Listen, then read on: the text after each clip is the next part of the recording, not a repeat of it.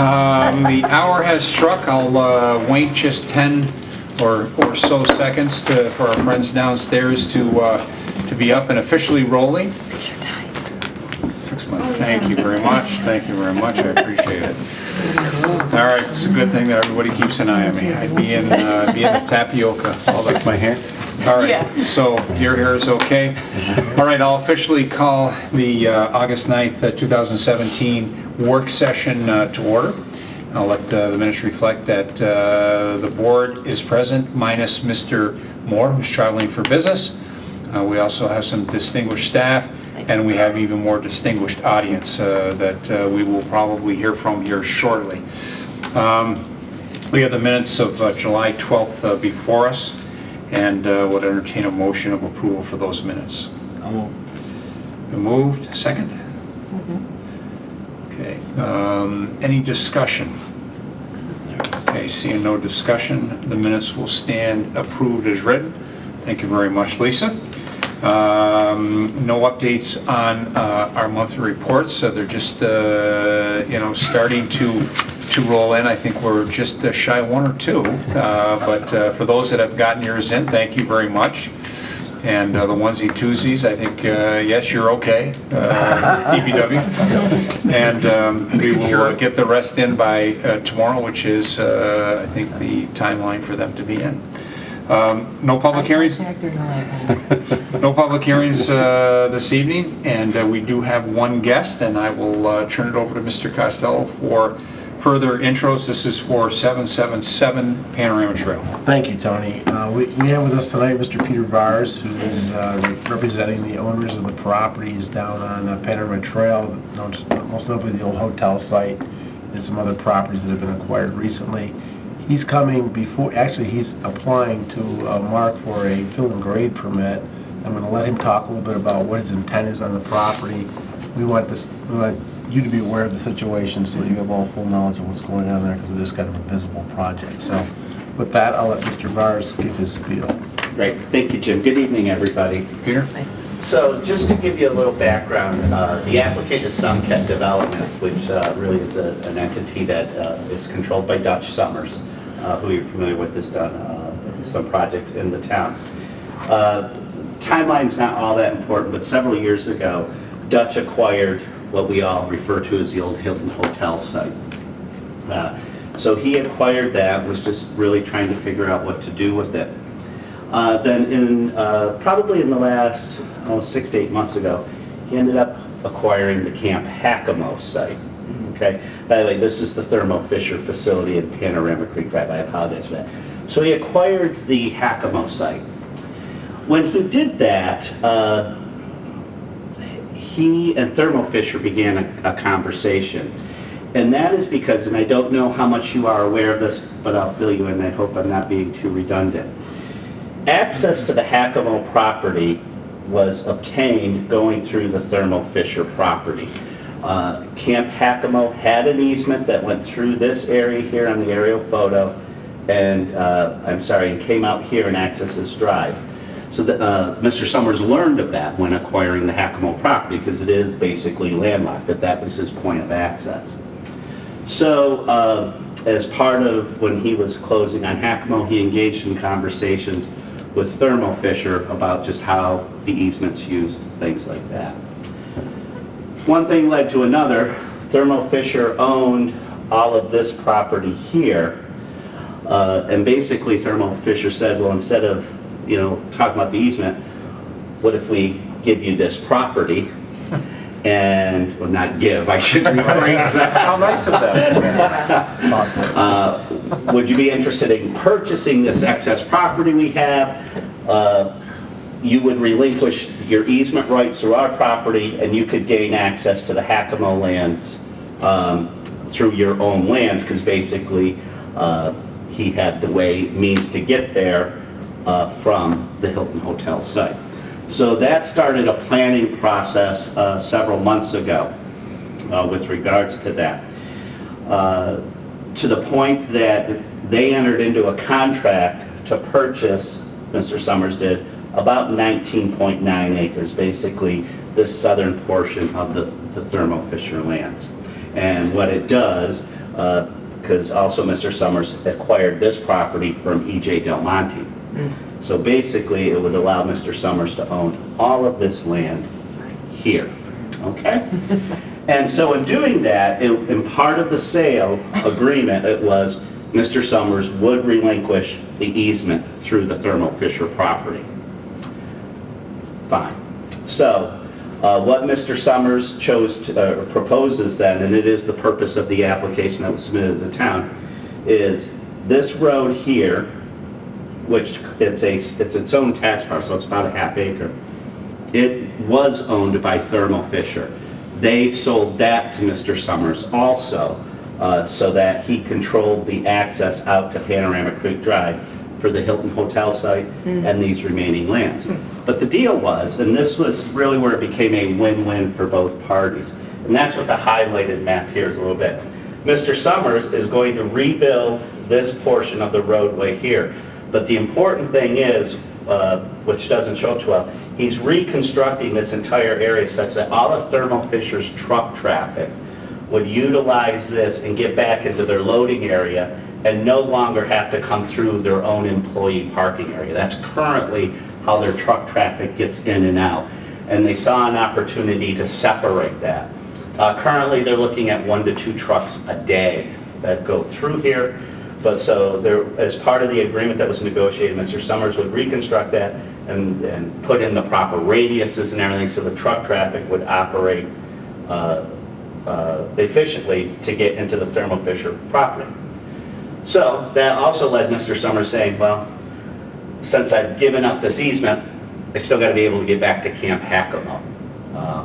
And so that is why he was proposing this portion of the roadway up to here, which is shown here, which then allows him to get to the Hakamo site. So his proposal that's been submitted is to reconstruct this roadway. It's currently paved, and it would still be a paved roadway. Install a new asphalt paved roadway to this point. And then the other thing he wants to do as part of this permit is there's currently, for lack of a better word, there's a haul road in there. It's a very informal road, but it's there. If you have the right vehicle, you actually could drive up here. He actually wants to basically make it a little bit more passable as it relates to being able to drive up here.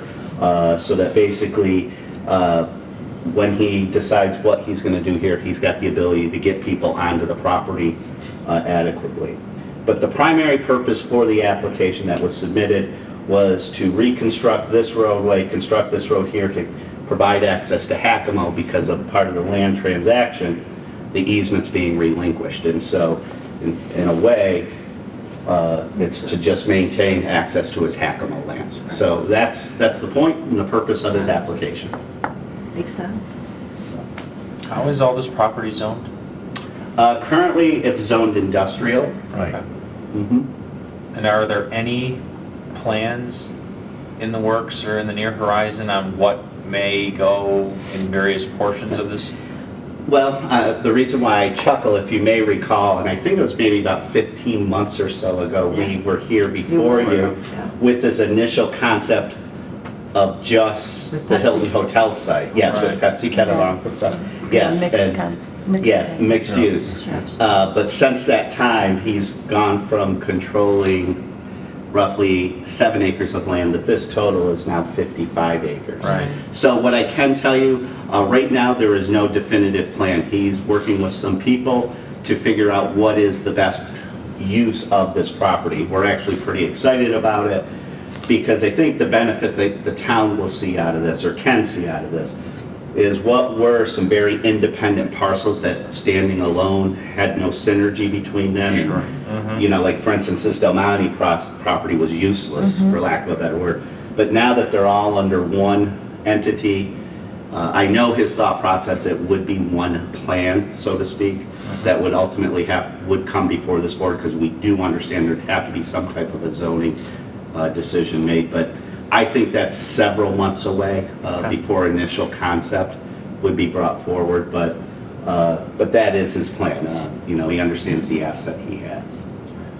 So, go ahead, Tony. No, what I was gonna say to kind of recap for this discussion, Peter, if I may. So from Panorama Creek Drive in to where the first, that first segment right there. Yep. From there, essentially, it's a potential repave. Yes. Then that next leg, there is a roadway, if you will, albeit in various forms and fashions. You're formalizing that. Right. And so those two components essentially just bringing up into better condition. And then that last leg would see, while it's a haul road today, there's going to be some grading, what I would call more of a grade fill type of permit for that. Right. And the sense that I have by looking at that is going to be more of a stone millings. Right. Something like that, not formally paved, obviously not knowing what you might do with that property. So correct. Really for us tonight, I see this more as a fill or grade fill correct. Permit request than anything else. That's correct. What you see in the plans that were submitted, it's a very limited sense of disturbance. Right. I don't even believe there'd be much clearing taking place because we're just following the path. I was going to say following the path itself. I would support that we permit this to move forward. Does this say? With respect to the grade film permit. That's a private road? Yes. All of this would be privately owned and maintained at this time. Is it today and will be, proposed in the future? The one thing, because we just don't know what's happening Sure. here, this reconstruction, and this will be built to town specifications, Okay. and we will provide the inspection on it, such that any time in the future, especially once we know develop, if there's the potential or if it's the right decision to be dedicated, we've got the information to show that it was built appropriately and would understand the process we have to go through with that. Right. Good. I'm glad you're thinking of that, because that was, I don't know if Tony was going to ask it, but that was going to be one of my next questions was, is it going to be built town specs? Yeah, we had talked to Mark also that with the existing road, we'll actually go through a core process even today to determine what's there. So that will even determine the extent of the reconstruction that may be necessary. Okay. We just know that the board's gone through in the past with private drives trying to become dedicated. You don't know what the future's going to hold, so if they're going to rebuild it, obviously we'll coordinate with DPW on inspections and verifying core samples, and if there's ever a thought of it, they might as well build it to town spec standard now. They intend on keeping it private, and we intend on dedicating it at its time, but as we've kind of gone through before, and some of the issues and sensitivity to the private drives and some of them trying to get those dedicated and the effort to bring that up to town spec. We had a conversation with Peter at the beginning, and they were receptive to that. Okay, good. Peter, how wide is the Hall Road going to be when all said and done? I think we're showing it to be 16 feet wide at this time. Again, working within the footprint of what's there. Yep. Okay. Board, other questions or comments with that? Staff, anything additional that you'd like to add or add part of the record? We just wanted you to be aware of it. It's kind of a visible site. Yeah, Right. And So if anybody asks. well, and so certainly, I mean, if the board recalls, we do the fill and grade really in two potential components. Component one is it can come to this board, if it's under a certain size, the board working with our town engineer and the applicant can just grant a permit for that. And then if it's anything of any great scale, especially if it weren't part of a regular project that might come before this board, planning board, etc., then there might require a public hearing. But because everything is pretty much existing, including the existing haul road through that, it's really just redefining that. And so I would see that more as an administrative process than any type of a formal hearing. Okay. So seeing nothing else, anything else, Peter, that you'd like to add as part of it? All right. Thank you. Great. Good to see you. Thank you for coming in. Thanks for the update on that. And certainly keep us posted. I know you will keep us posted on what potentially lies ahead. Exactly. Thank All right. you for your time. Yeah, very good. Thank you.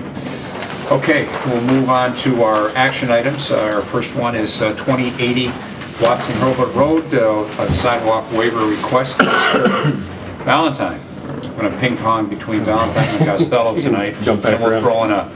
throw in these DPW guys. Just for Mix it up.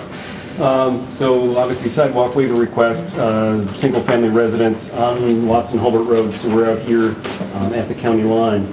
Actually, this home is in Wayne County, so it's on the other side of the line. The property extends that far. They have a little access drive that comes in, basically a flag lot that goes back into their property. I indicated with this yellow arrow is where their property is on our map. But basically the driveway, the utilities are in Penfield. The home just sits over the other side into Wayne County. So it's been a dual effort between Walworth, the town of Penfield staff.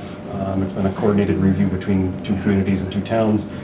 The planning board approved the project. Walworth board approved the project. Now they're just coming back as part of our normal process, requesting the sidewalk waiver for this piece. Okay.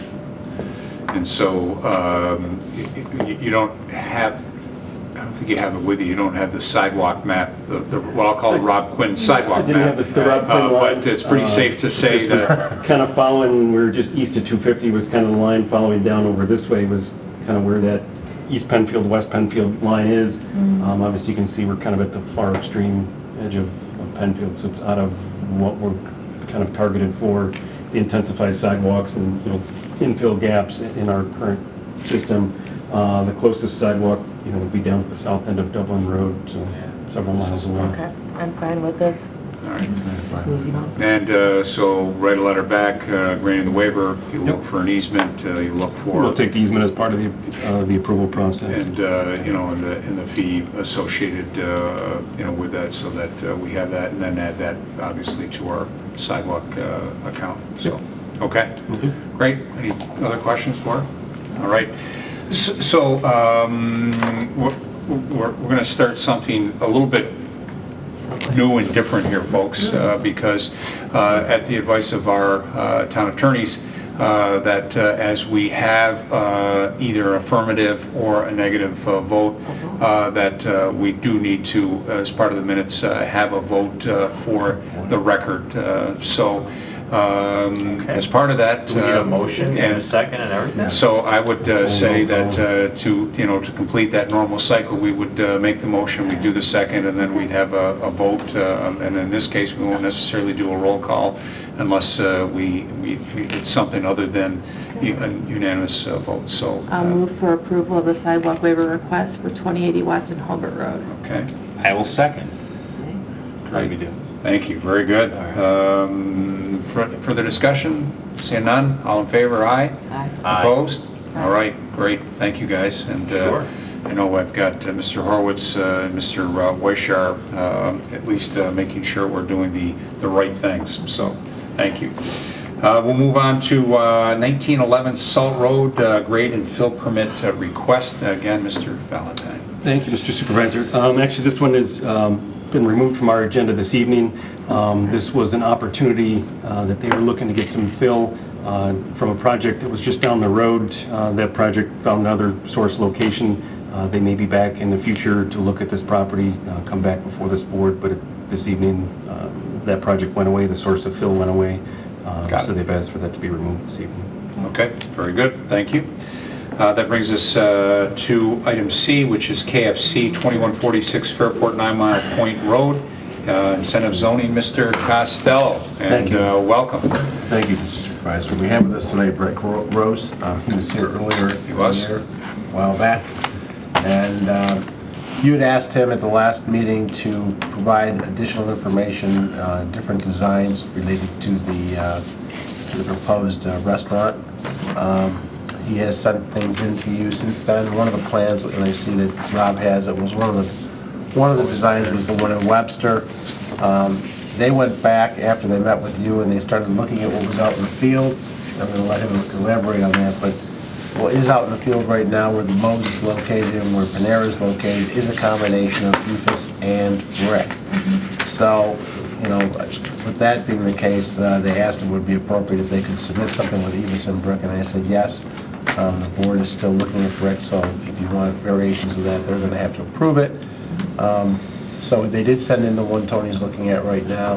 as an option. Obviously, there's not much landscaping or anything around it, but that is the design they're looking for. So I'll let you pick up and give some more information if you'd like.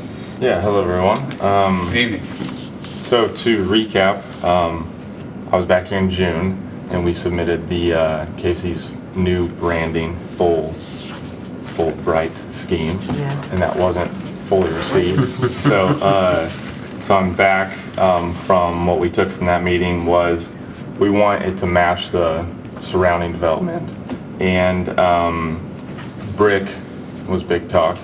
And so what we're proposing this time is a full brick building with muted natural red brick and white brick. And that's there. Yeah, that's the one. So that's a picture of an existing KFC somewhere else. And the brick wasn't modified itself, but the signage was modified to match the town requirements. So that's what we're looking at doing here. So is the brick part, the lower part, and I'll pass this around, but the brick part, the lower part, and then here, and then these beige areas are?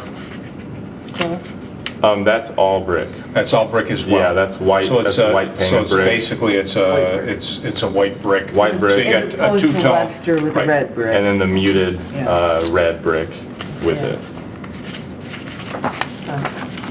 Is there a possibility for a hybrid, meaning this proposed two-tone, but the smaller Colonel Sanders? I know, it's so big. And I do want to remind the board that our code, and we have talked about this with the applicants, that our code does not allow for 100% signage with pictorial design. Right. Right. That's It correct. only goes to 50%, so they're going to have to modify that in such a way that it As far as the provides square footage part, so that might be Colonel Sanders might not along be the allowed lines to of be my that big. question. And no board in this town has granted 100% pictorial signage to my knowledge in the last 30 years, so. Yeah, But we have discussed that issue. he's smaller on the Webster. That's more of a signage issue, I guess, That's jumping right. ahead. Yeah. But you will be reviewing the sign process as well, so if this moves forward. Sorry.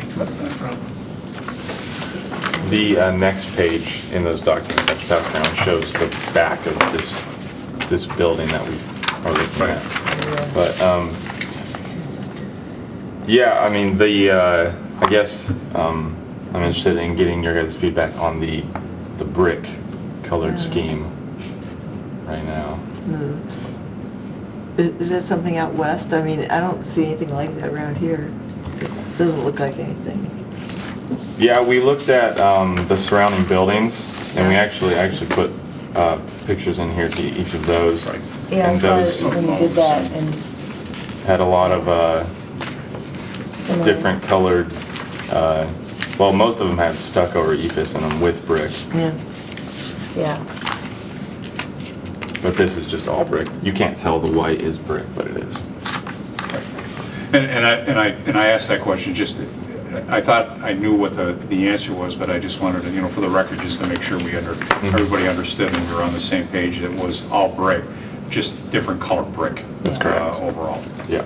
And I think it was helpful to include the pictures of the various restaurants, just to remind us that Moe's is similar to that. Yeah. It's really kind of a box. Is there anything you can do to I kind know. of perk it up a little bit and give it some type of, Yeah. The awnings, awnings It's are like the one in Webster. It's got a little, it goes up a little at the Little top. relief to it. Little it needs some relief, I think. It's just a box. break. Yeah, I think, the awnings could break it up too. I know the new building layouts have some breakup like this. I know we just found this KFC somewhere else. Okay. But if we would, I guess if we would get some form of approval on this type of look, then we would come up with a real design for this one, and it would be different than this. It would just be the same color scheme. Is that what you're looking for, to us to approve the color scheme and then you'll work with making the building more attractive? Is that what you're saying? Yeah, we want to know what you guys will want to see, and then we'll do the full design to appropriately show that on the site.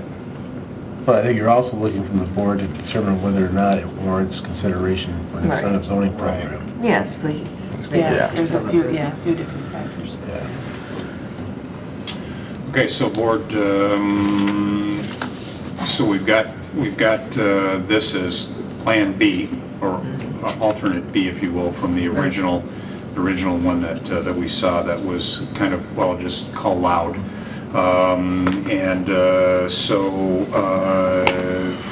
From this end of things, do we want to see Plan C or round 3 of this with maybe, I heard some relief in what it looked like. But I think what he's looking for tonight is that from a brick, a two-tone, or maybe even a 3-tone brick standpoint. Less of a box, more broken up, but not flashy broken up. I think I'd add though that, to be cautious, for the applicant to be cautious, because incentive zoning is a huge piece of this. And this deal may completely go away if incentive zoning is not met.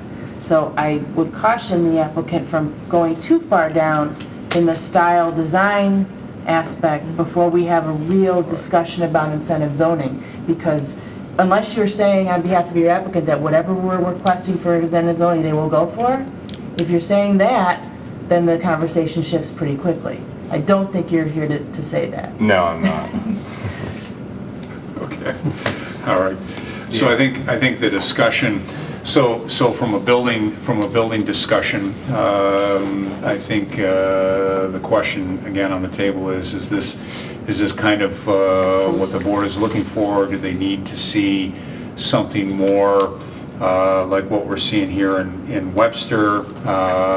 Is this moving in the right direction? Obviously, there's talk about some breaks there that might make this look a little bit more inviting than what it is today. And then so certainly Councilwoman Messer brings up a good point, and Mr. Costello, about the fact we need to have that conversation about the incentive zoning component. Right. So. I would say that I'm not in favor of that, and if incentives are met moving forward, that is probably as far as I'd go as what the design would look like. Yeah. I'm still not convinced that this is the right location for a KFC. But I think we all agree, we like the looks of the Webster, but I think we all, If I have no other alternative, then Yeah. yes, but I'm still not You're convinced that this is offering the right location for a KFC, Yeah. so I'm not I even know. over that hurdle yet. I know.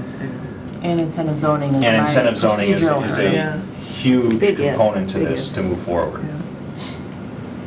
So I'm not sure what the motion will be Yeah. this evening. Well, but- I think it's quickly heading to tabling it. Yes. I think is where it's heading I'd for, move to because table it at this point. we need would to have some additional conversations about the incentive component of that, and I would ask all of us to and I think Mr. Costello would be helpful, would be, to provide the board kind of a little bit of a historic data for this area. The other sites do. Exactly, and so I think that would be good for the board to just, refamiliarize themselves with that.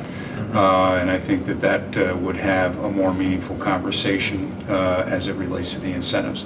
I think from the applicant standpoint, I'm gonna go out on a limb and try to speak for the board, and then none of them are shy to jump in and make sure that I'm heading down the right path. But it sounds like so this is a good start, but you're not there yet. And what I'm hearing is that moving more in this direction. But we also heard one of our councilmen indicate that this is still a bit of a hurdle as well. So it might be worth going back, to your client and talking about it's going to need to be more along these lines than the two previous ones that we've seen. It's a standalone too, because, Mo's, that's all connected, and Panera's kind of tucked away. This one's gonna be, well, where the house used to be, right? It's gonna be Right. a little more stand out. I mean, it's not gonna be, you want it to look good. You don't want it to, it's not something you can blend in with, within a little strip plaza. It's gonna be a standalone building, so really, it's important to have And in your packet, when the stuff you sent in, it was like you're showing pictures of McDonald's, and McDonald's doesn't count, because, you know, when we did this incentive zoning area, the color scheme, we don't have an official color scheme, but it's pretty much all around the same, and you want to look subtle, you know, not really loud or anything. That's why it was good of you to change the bright red, but this is really light. I don't know. I can't see it there. I have a hard time visualizing it there. Is this local anywhere, or this is some other part of the country, or? That's what I That asked. KFC? I wonder if it was out I west. Just saying if it was That somewhere local. KFC is, I was just telling Paul, is in Canandaigua, Is it really? next to Wegmans. Yeah. Just saying if it's This one local, here then- is- yeah, it's one Is thing it seeing in in a the picture, another glass thing of if it you can go out and drive around it and look at it Freestanding right and by Oh. itself. get a sense of, I just saw it the other day, saw it on Monday. How many Be a little pieces road did you trip, I like Canada. Okay. We'll take a look at that. Yeah. All right, and it sounds like we have a motion to table. I'll second. Seconded. And which means that the next opportunity for discussion is at our next, which will be the 4th, which I think is the 28th. God bless you, 23rd. That's right, we've got the 4th, the 5th weekend, so it'll be the 23rd of August. And again, I would just, say it'd behoove you to go back and just have some further conversations with your client about, moving, again, more in this direction. Sounds like board members will do their own individual road trips to take a look at that, maybe, to see it, versus just a photo. And to help the board and maybe the applicant, it might be good to start doing, and I know we did talk about this with respect to incentives. One of the incentives being that we're looking to preserve the back portion of the property, to preserve the neighbors. Yep. You start talking about, maybe bulletizing some of the things that would assist in getting a rationale for incentive zoning at the Yeah. site. Okay. because we historically we certainly don't want applicants to continue down the path and spend resources if we don't have that meaty discussion that needs to be had regarding the incentive zoning. We're planning on putting that detention pond in the back of the site that we talked about last time, in regards to that. But one thing I do want to say, the Webster Hall building, Yes. we did a study around that area, and all of the buildings in that area are that matching red brick. No. So that's why it is that way. All of the other buildings in this, none of them are the all red brick. They're all the painted stucco or ephes with their brands, color schemes. And so it wouldn't match any of the surrounding building, or it wouldn't go well with any of the surrounding Penfield landing sites. You know, maybe the attractiveness of the Webster one is because it's a little broken up too, and this is It's not so so much the boxy, it two-tone. doesn't grab you, you know? Yeah. But point well Okay. taken, because I Yeah. did notice that in the examples you gave, that was why you were going in that direction. Right. Yeah. But even if you could superimpose that building design, maybe without the red brick, but the way you're looking at it, I think the details are really the important feature of it. Right now, it's just a box. Yeah. Okay. All right. So there's been a motion to table. It's been seconded. Those in favor, aye? Aye. Opposed? Okay, so that'll be tabled until our 23rd meeting.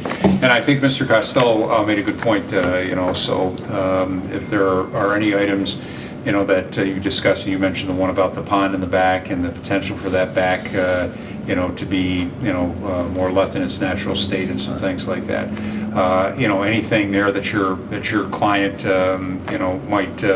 might have that they'd like to put on the table or offer up, certainly that would be a good point for discussion. Okay. Okay, Sounds good. great. And then, obviously, stay connected with, Mr. Costello and Mr. Valentine for any questions or anything like that. Okay. Okay, good. Thanks for your time. Appreciate it.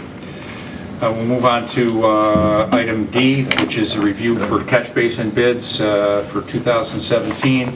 Mr. Giesselman and Mr. Tate.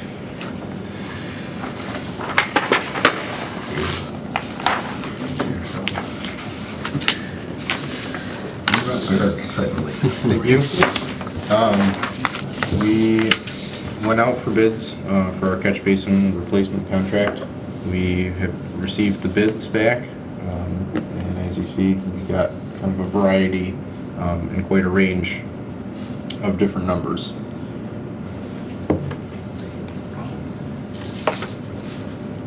So as we take a look at this, Eric and Rick, so AP services, if I just purely look at the 30 basins, either the single basins or the 30 basins max that we had put in for budget purposes, AP is the lowest of everybody that quoted. Out of the 5 that quoted, they were the lowest. Correct. By quite a bit. Yep. Yeah. Okay. Yeah, and they have been since 2014 when we Yeah. first went out. And so, if we go down, I think on the bottom, you've got the historic data for AP and then Ironwood, because I think Ironwood was the only other one that has For the past consistent 3 years. lowest bid. Yeah. Yeah. It was good to see the other 3 join in. I think that was good. So, and then the middle piece, we spec'd that additional services, and at least if I recall from the specification standpoint, if you got into a catch basin where you had to do a crossover, where you found that a crossover pipe was bad, and that had to be either replaced or relined or whatever it is that you guys decided to do in conjunction with engineering and what have you, that's where this additional services would kick in. Correct. Yeah, we wanted to be able to, have the same contractor continue the work and make everything right, rather than trying to kick them out of their work zone, move in and take over, try to coordinate everything, and then have them come back at the end. How often have we had to do that, just kind of ballpark? Last year, they had 1. Okay. So that's not a Out of real the big... 30. No, Basic. last year we spent about $2,500 with them on extras related to crossover pipes. Okay. So, and what we've tried to do, Paul, is we've gone out and cleaned all the basins that we've got spec for repair, and we've cambered them to check the crossovers, and we believe they're all in good shape, so we shouldn't run into any this I saw that happening year. live across the street from my house. I bought some Gatorade. It was a hot day, but, okay. So we don't anticipate there being any, but if for some reason there's something that we've missed or something that has gone bad since we cambered them, we wanted to have it in there as an option. Yeah. Okay. Well, I certainly would support moving forward with AP Property Services as bid. And then, so a question for you guys. So the bid has come in favorable. We've identified 30. Correct. If we had some extra money in that account and we were able to do 1 or 2 or 5 more, would AP charge us that $19.75, or would they charge us the $15.75? $15.75. Previous years, we've done extra. Okay. Oh, got it, So, okay. yeah. So if Yep. we're able to, and budget allows, because my sense, at least in talking with you guys and in talking with a few of the guys down there, at the rate of 30, none of us around this table are going to probably be alive long enough to see us caught up. Yeah, correct. And so Yeah. for us to be able to do more, Sounds like really makes a lot of sense to do that. Correct. Okay. They're replacing 30 basins. Yeah, Fairly would you? keeps up with It's it. actually on my basin list, So, my bucket all list. right. Well, so Rob is willing to take us up on that offer. I've already conceded that I won't make it that far. Mailbox, right? So, yeah. And in the note that here says the contract and associated bid prices for 2017 could be extended into 18 and 19 without any increase at the discretion of the top head bill. Is that a year-to-year? We Okay, did bid not it a as decision for it's- now. Correct. Okay. Yep, we bid it as a 1-year contract with the option to extend for Okay. 2 additional seasons, as long as we were happy with the work. Great. And Their they prices agreed to would keep their remain- price flat. Yep. Their prices Excellent. would remain flat. How many catch basins are in town? Probably 900, Over give or 4,000. take. Oh, wow, really? Yeah. Over how many? 4,000. Hey, you're right, Tony. I was going to say, I was willing to put my money on anybody other than you, Quinn. Just knowing the number. Yeah, I mean, the ones we're doing are all ones that are collapsed. Yeah. Yeah. So they're all, Yeah, they're all brick and mortar, and they're So the good news is, the ones that we're putting in, we're putting the precast in. Precast concrete. And so they're going to last longevity Yeah. wise, that they'll last and what have you. So the discussion potentially for next year, if AP performs the way they have the previous 3 years, that you'll be coming to us recommending that they do it again and again for up to, for 18 and 19. Correct. So, okay, great. Other questions or comments? No, good job. All right, someone like to make a motion to accept, and then we'll ask our friends from DBW to put a resolution in for Friday for town board next Wednesday. I will move to accept the bid from AP Property Services. Great. I'll Let second. me second. Oh, go ahead. Yeah. Thanks. Okay, so as we move in second, any discussion? Seeing none, roll call vote, or excuse me, I'm so used to that. All those in favor, aye? Aye. Opposed? Okay, that carries unanimously, and thank you, you'll get that resolution, in. Okay, terrific. We'll move on to, you gentlemen are welcome to stay if you have nothing else to do this evening, but we also respect the fact that both of you tend to be at the office pretty early in the morning before the crack of dawn. So move on to informational items. First item is mixed-use finding statement. Mr. Valentine. Thanks, just wanted to come back to the board, let you know we're still working on this. The last time we came before the board, shared the finding statement, we had to do a mandatory 10-day comment period. We posted on our website, met the 10-day comment period. We received no comments from the public, so just kind of wanted to close that loop back with the board. We did get no comments on that, so that concludes the secret portion of that piece of the project. We're still working with Town Attorney Mr. Horowitz on working on the ordinance, working with Jim Costello, Zach, the town planner, Phyllis, taking one last pass through that. We've got his comments on that. Zach's making those changes. Also working with Phyllis, going through the manual one more time. So hopefully we're crossing the T's, dotting the I's, get a final blessing from the town attorney. We've received the map and description for the boundary area. That was one of the board's resolutions, was to have Mr. Summerhays create that boundary description for us. That's complete. So we're kind of in the last phases of that, but just kind of want to give an update to the board of wrapping up that secret portion. And then we should be back shortly with final resolutions and getting into the adoption and everything else. Okay. All right, good. Thank you. Any questions from Mark? Thanks, Mark. Thank you for you and your team and the other support that you're getting from Kaz and Phyllis to continue to move this project down the field. So thank you for that. The second informational item is 2328 Browncroft Boulevard, Glendoveers, Mr. Valentine.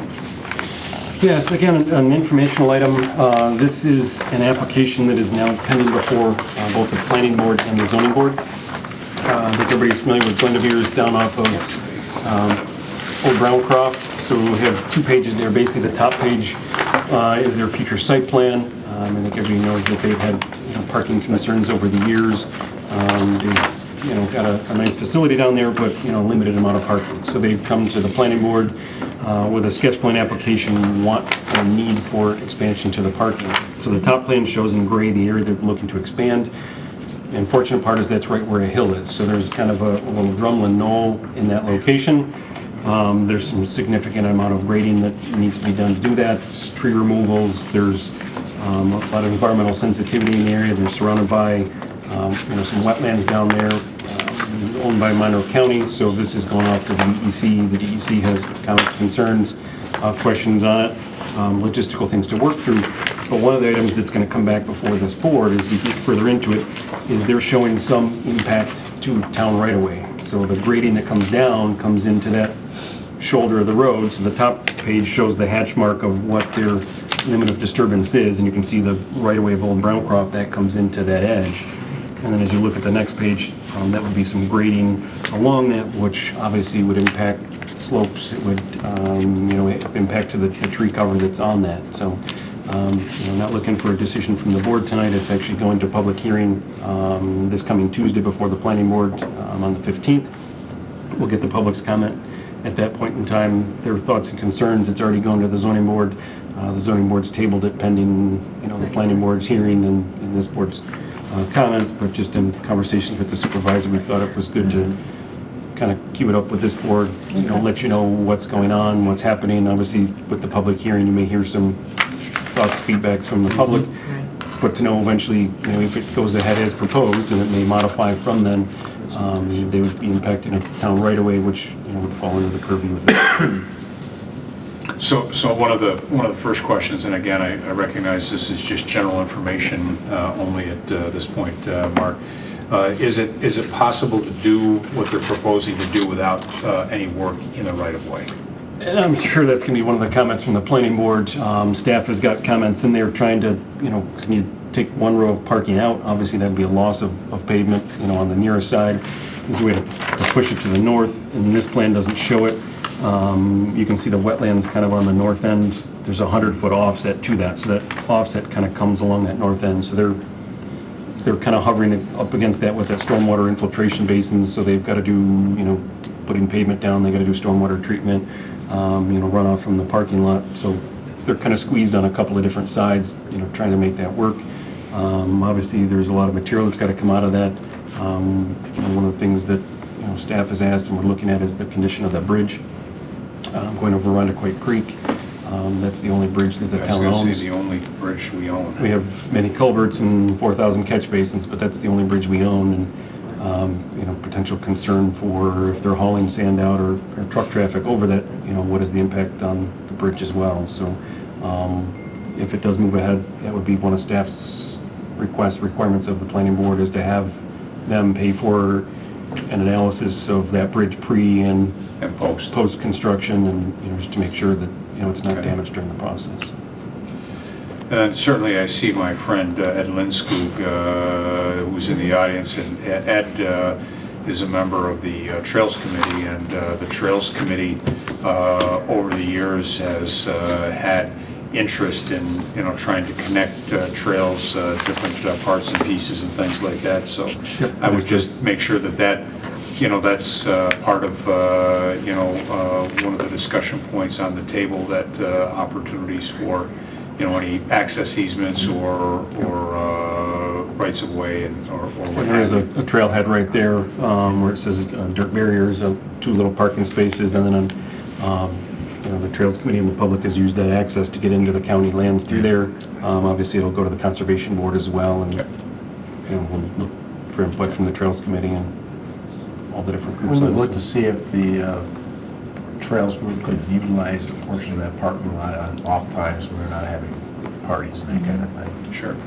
Just get them out of that right away. Yep. And obviously, get impact from the fire marshal as well. He's interested and excited about getting cars off the access drive in. Absolutely. We've all had events down there, and there's definitely a need for parking. So it's understandable. It's just how do you work to minimize the impact to the environment, while getting them what they need. Okay. All right. So there's a chance as this progresses we might see it again before the board for some potential action specifically within the right-of-way component, and we're just going to play that by ear. Yep. Yeah, just going to give you a heads up. It may modify. It may adjust as it goes through the evolution, and it may come out of there. But just kind of want to give the boards a heads up about it. Okay. Good. Thank you. Other questions or comments for Mark? All right, that concludes our agenda. So the August 9th, 2017 work session stands adjourned at 7:48 p.m. We do have one small matter for executive session for personnel, and we'll adjourn and reconvene for that. Thank you, staff. Thank you, Lisa. Thank you, Ed.